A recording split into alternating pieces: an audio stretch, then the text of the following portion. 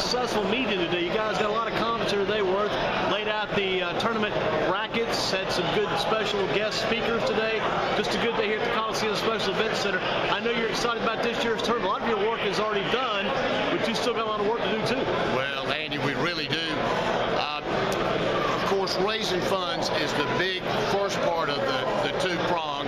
The second prong is getting the tournament run and having a successful tournament. We've got great participation from the schools, great support from Guilford County Schools. Lee Hibbard was with us today. He's been very instrumental in making sure everything runs smoothly, as have many other people.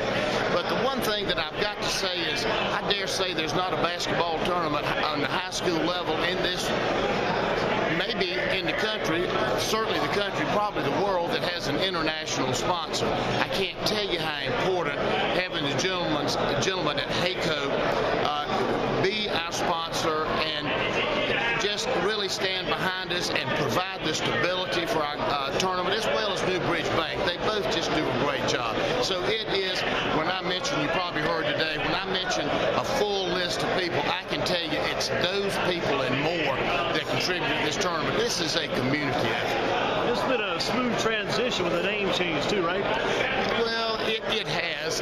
We were hoping at one time we had only used Timco for 2 years, and then they were purchased, and I thought maybe we might just use Timco because the purchase was back in the summer, or maybe it was September if memory serves me.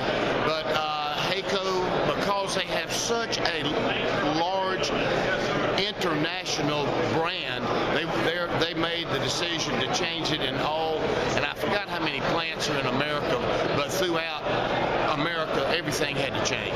And nothing's changed as far as the level of talent and competition. It's going to be a great tournament this year. It's going to be a great tournament. I'm looking forward to it, as I do every year. I hear that that Freddie at Greensboro Day School has as many as 4 legitimate Division I players on his team.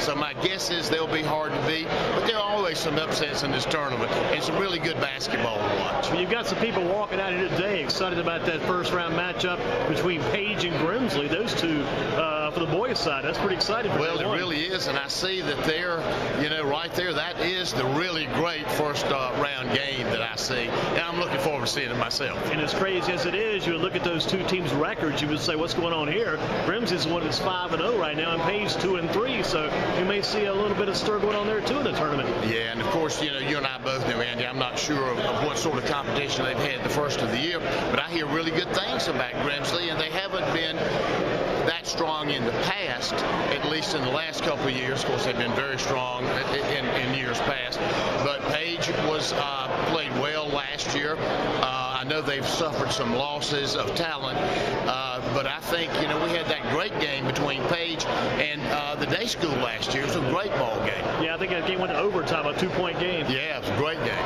And your girls' side, you got 3-time defending champion Page back in again, plus you've got Northwest Guilford's girls who just really have stepped up the past couple of years. Great young team under Darlene Joyner, and who knows, you may see Page and Northwest went at it again this year, plus the Greensboro Day girls are coming on strong too under John Carty.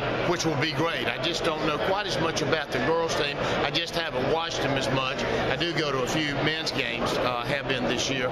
But it'll be a really good tournament, and I'm glad to see we really appreciate all brackets being competitive. And by and large, in tournaments in the past, and I've been involved with this tournament probably the last 8 years, very involved the last 8 years, we've had really competitive brackets. So I'm tournaments, and I hope that will continue, and I feel like it will.